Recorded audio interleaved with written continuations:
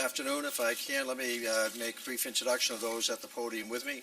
To my left is Chief of Detectives in Brooklyn, Pat Connery, who along with the Chief of Detectives for the City of New York Police Department, Bob Boyce, has been leading the investigation into the murder of our two police officers. Chief of Patrol, Carlos Gomez, and Chief of Department, Jimmy O'Neill. To my right is First Deputy Commissioner Ben Tucker and the Mayor of the City of New York, Bill de Blasio. What we'd look to do with you today is several things. That the Mayor and I this morning had the opportunity for the second time to meet with the families of our two murdered officers. We had met with them at the hospital the night the officers were brought there after having been shot. And then this morning we spent some time with them at their residences. So he will speak, among other things, specifically to those meetings this morning.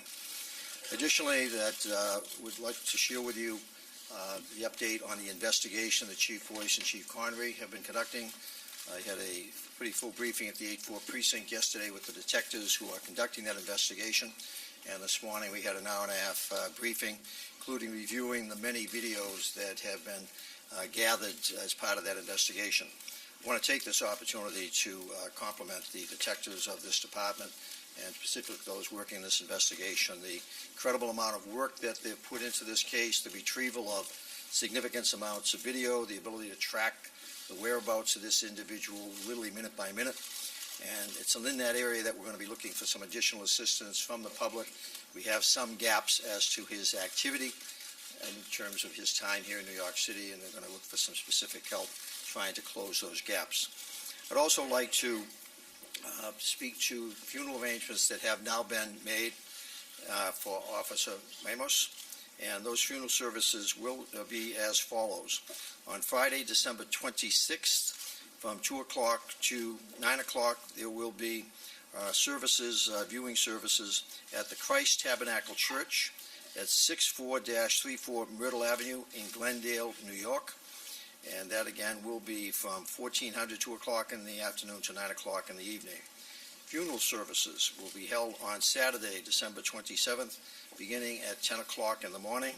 Location will be the Christ Tabernacle Church, and that's at 64-34 Myrtle Avenue, Glendale, New York.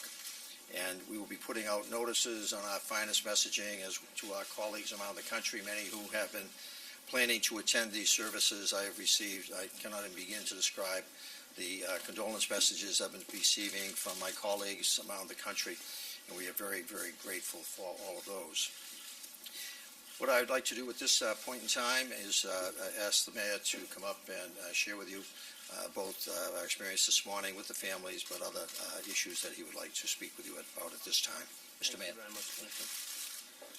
Thank you, Commissioner. Thank you for your leadership in what's been a very difficult time for our city, and we appreciate that you've been steadfast throughout. It is a very painful journey for everyone to go from the hospital where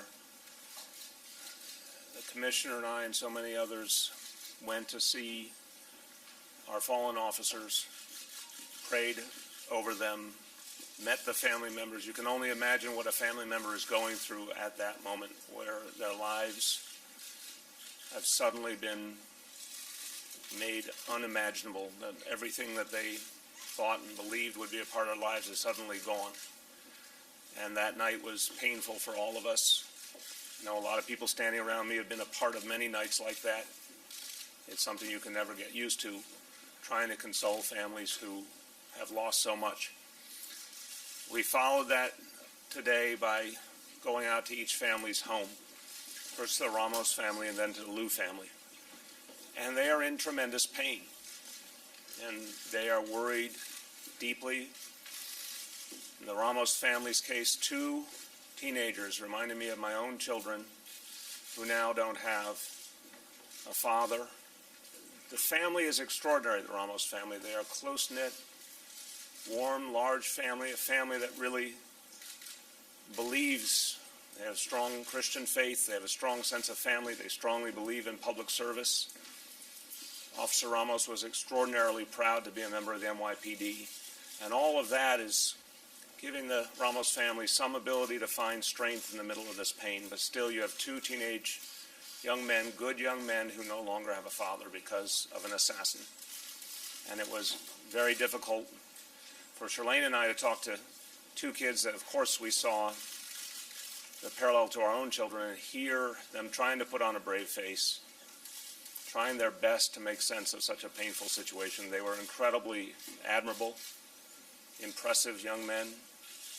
I told them that I lost my own dad when I was 18, and that as painful and difficult as it is, families come together, people find the way forward. And I also told them we would all be there for them, that the NYPD family would be there for them, and the people of New York City and the family of New York would be there for them, and we will be.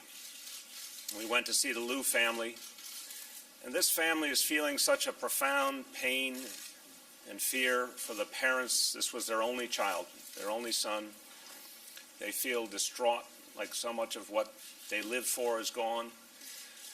His wife of only 2 months, I can't tell you how painful it is to talk to a young woman who had just begun this beginning of a whole new life, was looking forward to building a family, and now her husband was gone in an instant. And again, they found strength in the other family members who are there, and I want to thank the NYPD and our colleagues in the federal government who are doing a fantastic job working to get other family members from China back so they can be of support to the Lius at this incredibly difficult time. So we just let them know also that they were part of a larger family now, that we would stand by them throughout. And all I can say is this is a time for every New Yorker to think about these families. Focus on these families. Put them first. We can do that by respecting their pain and respecting their time of mourning. I'm asking everyone, and this is across the spectrum, to put aside protests, put aside demonstrations. Until these funerals are past, let's focus just on these families and what they have lost. I think that's the right way to try and build towards a more unified and decent city. And I also think it's important to recognize we can't let these tragedies happen in the future whenever we have the power to do something about it. I said some days back that anyone who knows of any effort to harm a police officer needs to report it to the police immediately, needs to intervene personally in any way they can. This is another example. Once this very troubled individual, a career criminal, a troubled individual with a clearly, deeply emotionally troubled past, once this individual posted on Facebook his intention, anyone who sees that has the obligation to call the police immediately and report it. We cannot take anything lightly. We always say, and we've learned as a society because of tragedies like 9/11 and everything since, we've learned if you see something, say something. I've seen with my own eyes New Yorkers quickly run over to a police officer and point out a bag left unattended, and that is good and important, but this is another thing we have to do now in a social media age. Any statements suggesting violence towards the police need to be reported to the police so we can stop future tragedies. That is our obligation. The attack on these two officers, the assassination of these two officers, was an attack on the city of New York as a whole, on every one of us, on our values, on our democracy. We cannot tolerate such attacks. Anyone with the ability to help us stop them must step forward.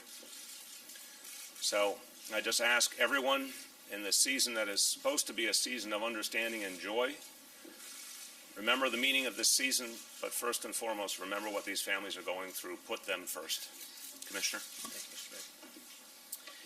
In reference to the Liu family, that we are working to bring family members from China, acquire passports, travel documents, visas for them, and once those family members arrive here, the Liu family will then be in a position to work on arrangements for the funeral services for their loved one.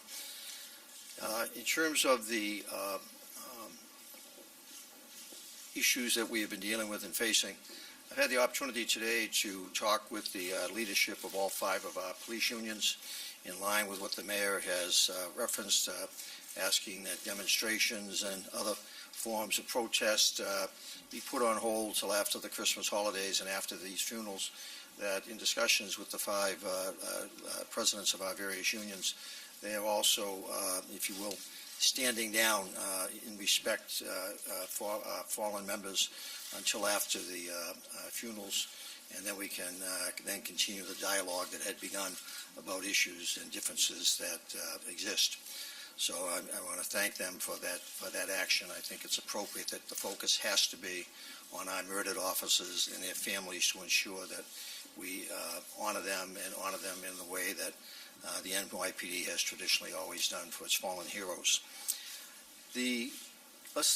Almost 48, 49 hours ago, 2 officers were murdered. And as I referenced at the beginning of my comments, the detectives of the NYPD have done an extraordinarily skillful job, as they always do, putting together the story of what led up to this murder, the seemingly senseless murder. And we're going to share again with you, as Chief Boyce did yesterday, some of the details of that investigation. Once again, ask for your assistance. So Chief Boyce will be assisted by Pat Conroy, Chief Conroy, whose detectives have been leading that investigation. So Chief, Bob, if you can come up, please. Good afternoon, ladies and gentlemen. I just at this point would like to thank not only Brooklyn detectives, but also members of the Special Investigations Unit and the Detective Bureau for assisting, and as well as our, the Intelligence Bureau has been helping us out quite a bit with outside agencies as well. We were in touch with FBI, ATF, and other police departments around the country to kind of tap down on this individual, where his whereabouts are, and what he's been doing the last couple of weeks. As I said yesterday, he had tried to commit suicide about a year ago. We got that from family members. We're still delving in on that. What we're seeing in a social media investigation, basically on Instagram, he put out 119 images on his Instagram account. A lot of these things are self-despair, but they're also anti-government. He goes in on November 25th of this year on an anti-government tirade, and he's called for a new challenge of BTF, which spurned the flag, in which he goes on quite extensively on his Instagram account about America and its inequities, quite a bit. He talks about Mike Brown and Trayvon Martin. As I said, we have recovered his cell phone from Baltimore, and there's over several thousand images on it, and we're paring down on that as well. One of the cell phone images that we have is a video of Union Square Park, where he is a spectator watching one of the protests. We date that at around December 1st. Again, he's just a spectator, it seems, as people walking by. He's recording it on his cell phone. We found that down in Baltimore where he left it. A couple other things about him. His computer crime squad is also working very hard to kind of like come up with a profile or an image of this individual, and it's quite scary. He doesn't talk about guns a lot. We spoke with his ex-girlfriend, the lady he shot, and very courageous young woman. He put the gun to his own head when he broke into her apartment, and then she talked him out of that, and he later shot her before he left. So that's where we're going with that. She said she'd never seen him with a gun before that instance. So we're looking forward to identify that one piece of time where he was in Brooklyn, from about 12:07 hours to the time of occurrence, 14:47 hours. What you see over here is some images. We have a tape of Atlantic Center Mall where he is, where he's walking around. And if I could play that tape. We're asking the public's assistance if they've seen him, because right now we don't know where he was for 2 hours. And as you can see, he's walking around there. He has a bag in his hand. He's had that bag in his hand for most of the day. We have him with that bag over by the crime scene as well. We believe the gun was in that bag at that point. That's what we're thinking right now. It's a styrofoam container within that white bag, and that's what we're thinking right now. We pulled it out when he did the shooting. Again, public help for us. If we can identify where he was. That jacket is quite distinctive. The Indian sign on it, you'll see it, and he's wearing something, very distinctive shoes as well. We found another Instagram message from that morning, again, threatening to kill the police. So we have a very disturbed young man here. Pat, you want to just want to?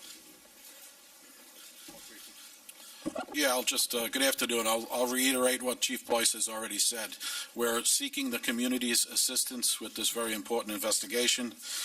We've been able to establish the whereabouts of Ismail Brimsley from the early morning hours of Saturday the 20th, when he's in Maryland, through his travel up to New York, from Manhattan and indeed into Brooklyn.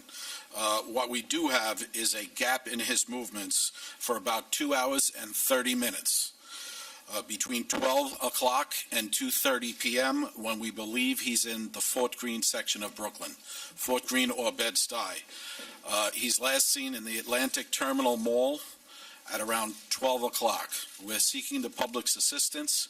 If anyone has seen this individual Saturday the 20th between 12 o'clock and 2:30 p.m., we urge you to call our Crime Stoppers hotline, 1-800-577-TIPS. The male is a male, black, 6 foot 1 inches, approximately 235 pounds. He was wearing the clothing you see over here that Chief Boyce describes. Particularly, I'd like you to focus on that patch with the Indian arrowhead in red and white. Very distinctive. If anyone saw that male on Saturday the 20th during those hours in Bed-Stuy or Fort Greene, we urge you to call our Crime Stoppers hotline. Thank you.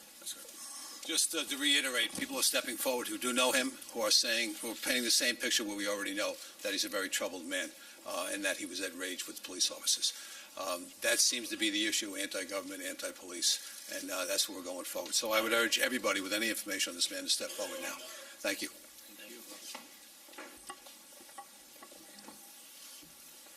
Investigation that we've conducted so far leads us to believe that he acted alone. Early on, there was concern that was he, in fact, a lone player. Nothing in the investigation up to this point would lead us to believe that he was anything but a solo operator, if you will. And we did enhance our security that had already been heightened over these last couple of months around terrorism issues in some of our station houses. And as we always do with our officers, ask them to continue their heightened sense of awareness, something that you want our officers to do at all times in any event. But at this time, it looks like that he did, in fact, operate alone.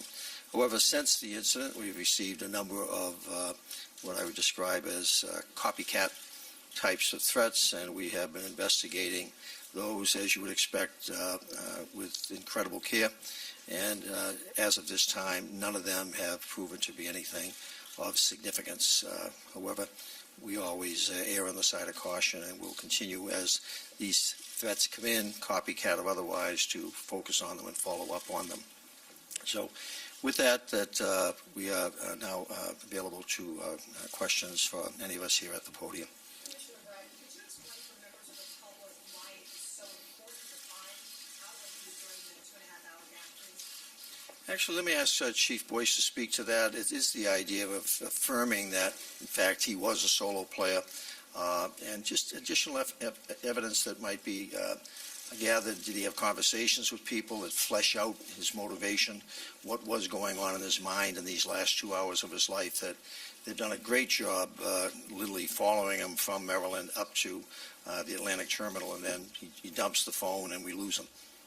Well, the first part of it is we owe it to the family to find out what happened, and that's our main concern here, to the family. So I had to explain to his mother and father, Officer Ramos and his wife, as well as the Liu family. Very difficult to do. We owe it to them to find out exactly what happened. We're also looking for other witnesses to paint a better picture of this individual, to see if he told anybody beforehand. So that's why we're seeking to build this case up, so we know going forward exactly who talked to this man and may have stopped him. Let me just add first, the point that I think here that, again, the Commissioner said there have been copycat threats. Anything like that needs to be taken very seriously. I just want to emphasize, and the simplest thing any New Yorker can do is call 911. I want to make sure and I'm asking all of our colleagues in the media to please get this message out. If you hear someone make a physical threat against a police officer, if you see something on social media that is a threat against a police officer, call 911 immediately. We would much rather get too much information than too little. Yeah, go ahead, Mark.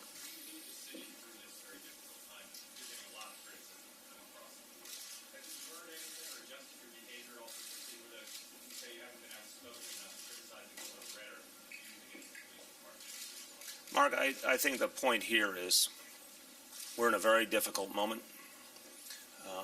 Our focus has to be on these families, and we are in a season, again, that suggests we have to find a way forward. That it's supposed to be a time of peace. It's supposed to be a time of reconciliation. I have, throughout my public life, expressed tremendous respect for the NYPD. It's very well documented. I will continue to. I also think in a democracy that people express their desire for a more fair society, and that's right and proper as well, but they must do it peacefully. Can be no violence, and certainly can be no violence against those who protect us and who represent our society. The police are our protectors, and they must be respected as such. But I think the most important reflection, in answer to your question, most important reflection I can give you right now is, in this tragedy, maybe we find some way of moving forward, that it would be an appropriate way to honor these fallen officers and their families that are in pain right now, somehow knit our city together, bring police and community closer together. I have always believed we could. There's never been a doubt in my mind that we are working towards a day when there's greater harmony between police and community. It is achievable. It must be achieved. And Commissioner Bratton, to his tremendous credit, has devoted his entire life to this mission. And I learn from him every day about how much perseverance it takes to get there. But we have to get everyone to move away from anger and hatred. If there are differences, we have to address them peacefully. We have to give people faith that their concerns can be heard peacefully across the spectrum. And we have to move forward. It's not going to be the kind of city it was meant to be if there's a division between our police and our community.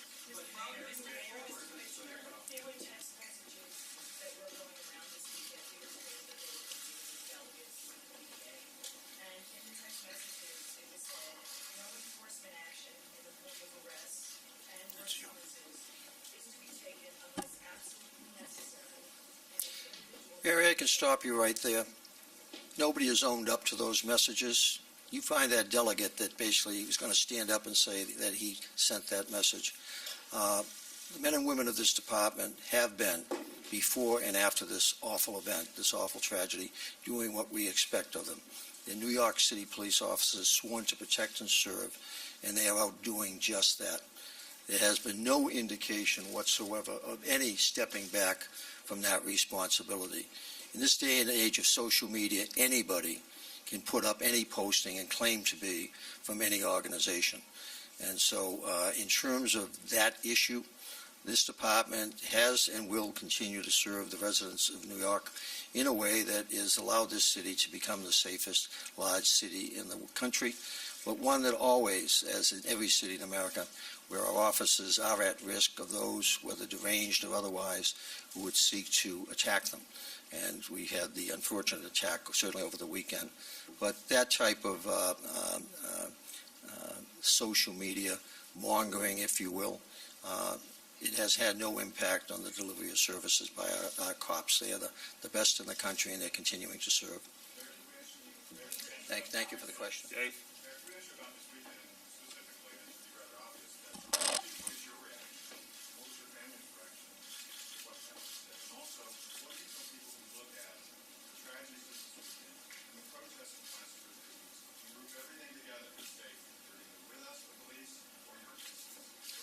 Well, I think we have to transcend that. I really do. We have a deeply troubled career criminal, previously suicidal individual who did this heinous crime, who assassinated 2 police officers. It's a horrible thing, and I emphasize the one immediate lesson to learn from that is anytime we have any evidence, we as citizens need to step forward and act. We need to protect our police as they protect us. That's what we can learn from this troubled individual's horrible actions. But you have to separate the various things going on here. And in a democracy, it's our obligation to do so. It's our obligation to do so. We have people who are trying to work for a more fair society. Anyone who does that non-violently, I respect that. I respect our men and women in uniform. Those are not contradictory thoughts. In fact, the very question, I don't blame you for the question. I think you are reflecting what a lot of people are saying, but think about it. Does that suggest that therefore police and community can never come together, that there always has to be a wall between them? No, we can't allow that. We cannot allow that. We have to keep working for harmony between police and community and for understanding. So I believe we will transcend this. I believe we'll overcome this. Dave, go ahead. Dave? First of all, I think we need to honor the families by not getting into a back and forth. There'll be a time for me to talk about my own personal views. I will simply say I think what he said was a mistake and it was wrong. But I'm not going to elaborate because we need to focus on the families. We need to focus on healing. And I think that's what leaders do.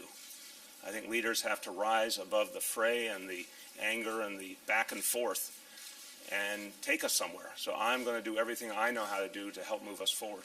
Andrew? Andrew? One lesson you take from this is that if you see something, you got to say something. Did Baltimore County officials do what they were supposed to do when they faxed a warning to the NYPD? Wasn't there supposed to be some kind of an interstate alert that can be shared instantly among police departments, and who's spoken to them? Don't we wish the technology were like it's portrayed on television and in the movies? We are moving along fairly quickly, fortunately, and I'll ask Chief Boyce to speak to the particulars, which he did yesterday, about the controversy that some are trying to create between this department and Baltimore. There is no controversy. It's an awful tragedy that occurred, that one of the things that I think you're well aware of, that we're investing over $160 million in, money that the mayor and Cy Vance, our district attorney for Manhattan, have moved forward, is the equipping of all of our officers with smartphones and 6,000 of our police vehicles with tablets, that in a messaging system where we were going to receive a picture, we could instantly send that picture and information out to every cop on their post, no matter where they were. Even if that information had come in half hour before, most an officer sitting in a radio car would have received was an alert on the description of a black male, mid-20s, that basically was making threats against police officers. So that that issue, in terms of timeliness and the current state of the art, if you will, for advancing information between agencies, we're continually trying to find better ways to improve that. But let me ask Detective Chief Boyce to speak to the particulars of this case, because there has been some confusion on timelines, and I thought we had made it quite clear yesterday about that, but obviously some of you might not have been at that press event yesterday. Bob? We investigated this fully yesterday. Baltimore County Police Department were made aware in around 1:30 in the afternoon of this threat on the Instagram account by the victim's, the ex-girlfriend's family. They immediately got the information, called the 7-0 precinct. 7-0 precinct officer did a great job. She immediately notified her sergeant. Her sergeant told her to call intercity correspondence, as is our operating procedure. All things were done exactly the way they're supposed to do. Within about 45 minutes later, we had a document to move on of this individual. 1 minute after that document was faxed, the double homicide occurred. So there was no lapse on anybody's part. They have been great partners to us in this investigation, the Baltimore City Police Department, Baltimore County Police Department.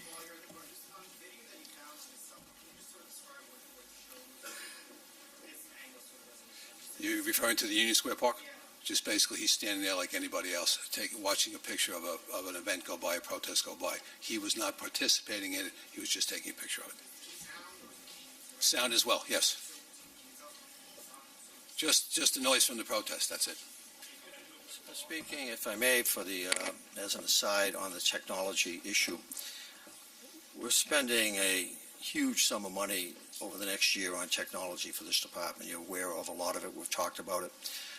One of the systems that we're buying is called ShotSpotter, and that's an acoustic detection system where we are able to triangulate in areas where we have high rates of gunfire, the majority of which oftentimes is not even reported to us if there is no injury, that we're installing those devices now in certain precincts around the city. It is not up and operational yet, but in an ironic twist, one of the first systems that's been put in as part of this installation around the system caught the 4 shots that were fired on Saturday and mapped it exactly where the incident occurred. So again, technology is constantly evolving. This type of technology is going to be of great assistance to us in the future. The mayor has been a champion of it from the get-go when he was first introduced to it. Part of the reason we want this technology is that in an instance like occurred on Saturday, 2 officers down, not able to communicate radio for help, we would have, if this system had been fully operational, been able to start dispatching cars to this area because we had documented, even before 911 calls started coming in, that shots were fired at that location. So it's just, again, one of the ironies of the events of Saturday, that the technology that will, in fact, in the future help to save lives is in the process of now being installed. Mayor, you refer to the protesters as people who are working to advance justice in society. The chants that we're hearing at the protests, NYPD, KKK. How do you spell racist? KKK. Would you be comfortable with your young adults in your household chanting like this at the protests, and we're hearing this at virtually every protest? No, of course not. What do you make of these specific, as well as the young But, students who are literally getting in the cops' faces and yelling at them murder? We've talked about this so many times, I'm going to talk about it again. And now the question is, what are you guys going to do? What are you guys going to do? Are you going to keep dividing us? I'm not talking about every single one of you, but let's get real. Just in that question, 25,000 people marched down one of our streets a few days back. Absolutely peaceful. No chants like that. Peacefully calling for what they believed in as American citizens, and the NYPD protected them. And I told people at the time, I've said it repeatedly, I got calls from all over this country with admiration for the NYPD, for the way it protected people's democratic rights. I heard from so many protesters who appreciated the NYPD. I heard from NYPD officers and leaders who said they saw peaceful protest, respectful protest. What you managed to do is pull up the few who do not represent the majority, who are saying unacceptable things, who shouldn't be saying those things. And some who actually physically attack police officers, which I've said is absolutely unacceptable. We will prosecute them to the fullest. Everyone must participate in finding those individuals, providing information to the police, intervening to stop them, alerting the police. I will keep saying this over and over. The question is, will you tell the world about it? Because you all are part of this too. So yes, there are some bad people who say inappropriate things. There are some people who say hateful things. They have no place in these protests. They are not what I'm talking about. I'm talking about the vast majority of New Yorkers, like the vast majority of Americans who believe in peaceful democratic process. I don't care where they are in the political spectrum. The vast majority of our citizens are good and decent people who do not say negative things, racist things, nasty things to police, threatening things to police. The few who want conflict attempt that. And unfortunately, so many times you guys enable that. I don't see reports on the many decent, good people. I don't see reports on the everyday cops who do the exemplary thing and hold a line and show restraint and discipline no matter what invective is hurled at them. You know what? I am telling you over again. I am telling you over again, that's how you want to portray the world, but we know a different reality. There are some people who do that. It's wrong.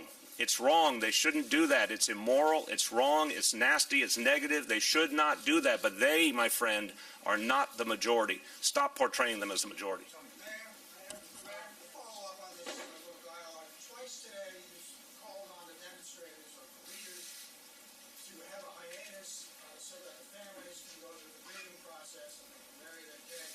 Are you going to make any direct communication to the protest organizers to do exactly that, or ask them to do that? Yes, absolutely. We've done that already, and we will continue to. Hold on one second. I'm sorry. Forgive me if you've answered this, but are you planning to attend each funeral? Absolutely. And what would be your desire in that? The same. Unfortunately, I've been to funerals for police officers, fire officers, sanitation officers. We'll do the same thing and show respect for them and their family. Aaron? Mayor, the commissioner said this morning that some officers, not all, but some officers have lost faith in his leader. Do you agree with that? And do you think it's unfair? What are you going to do to help? And he also said that what happened was, a direct outgrowth of some of these protests. Do you agree with that? Well, I'll let him obviously define his own words. On the First question, I will keep reaching out to everyone who serves this city. They don't have to all agree with me. I remind you that 35,000 people almost in uniform in the NYPD. I think they are, like every other part of our society, a group of people with a lot of different viewpoints, a lot of different backgrounds. Said repeatedly, many journalists have said, do you think police officers think? And I always stop them and say, there are 35,000 individuals. They all have their own views, like every other individual in our society. So the way I would frame it is, I think some people feel one way, others feel another way, but to me, that's not what I need to pay attention to. I need to support them regardless of what they feel. And I have. The Commissioner will tell you about almost $400 million in additional investment we've put into the safety of our officers beyond that which was in the budget in June, the almost $400 million we have added since to protect our officers. Actions speak louder than words. So I will continue to support them. They have a right to their opinion 100%. I'll continue to support them. Inasmuch as this is my comments, you're referencing that, let me explain those comments. Do some officers not like this mayor? Guaranteed. Some officers not like me. Amazingly, some don't. I can't quite understand that, but some don't. Some of you have been around this town for a while. Can you point out to me one mayor that has not been battling with the police unions in the last 50 years? Name one. Name one. So the experience of this mayor, in terms of some cops not liking him, is nothing new. It's part of life. It's part of politics. And it is what it is. This is New York City. We voice our concerns and we voice our opinions. So what I'd suggest that, as I mentioned, in conversations with the heads of the 5 police unions, that the rhetoric that has been so much a part of the issues over these last several weeks, that we will engage in dialogue once we get our officers respectfully mourned and buried, and return to dialogue where we can hopefully resolve whatever differences are out there. But in terms of debate is healthy, discourse is healthy, that it's not impacting on the public safety of the city at this moment, that in the sense that we had an individual who we're trying to determine his actual motivation, who took the lives of our 2 officers and murdered them, cold-blooded. And we will attempt to determine that, so we learn from it, and as we go forward, maybe as we continue to analyze social media, and as we continue to educate the public about seeing something and saying something, we can prevent it from happening again. But the idea that, some cops don't like this mayor, some cops don't like their boss, some cops don't, that's life. I have 35,000 of them. They're great cops. They're caring cops, and we just lost 2 of the best. Few more, sir.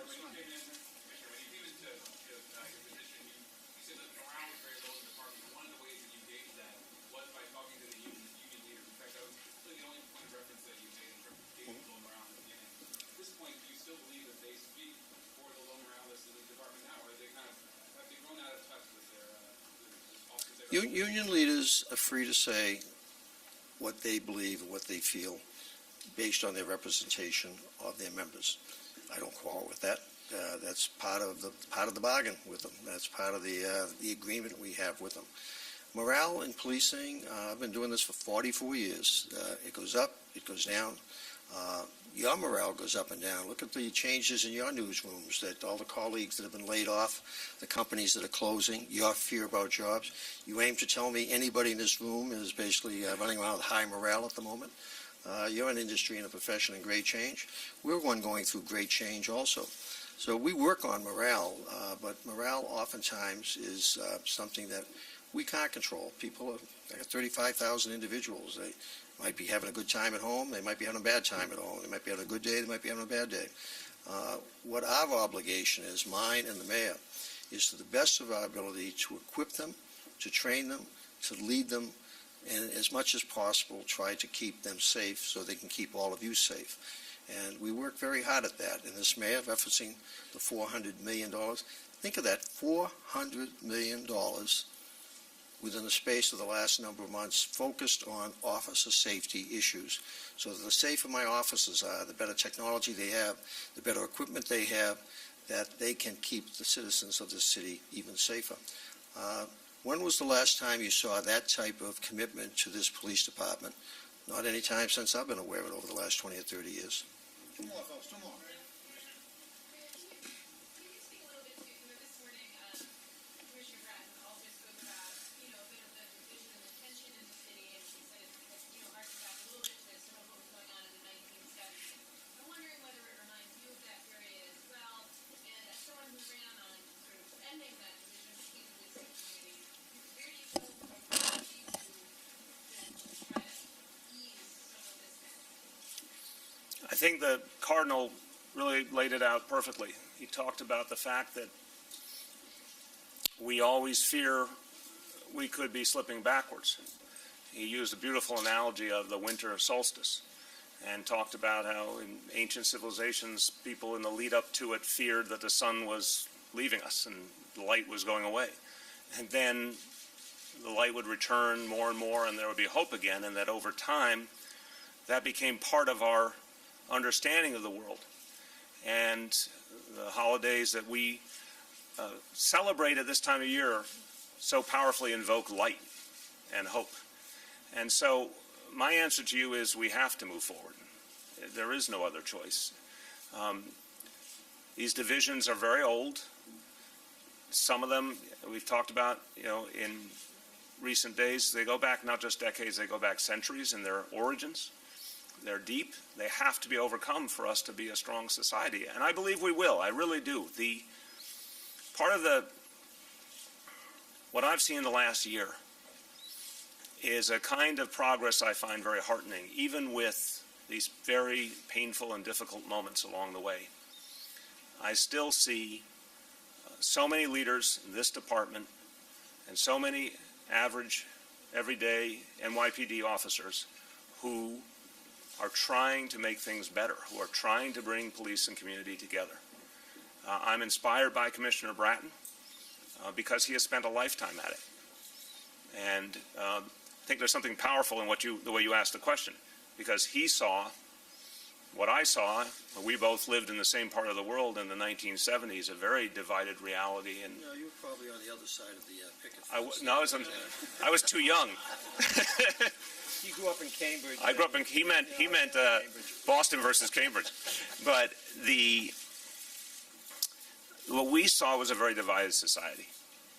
And I was, in my earliest years and then in my teens watching this painful division. It was unbelievable as an American. I remember feeling at the time, because this was against the same backdrop as, the Watergate years and one thing or another. And I felt simultaneously inspired by seeing our nation overcome during the Watergate moment.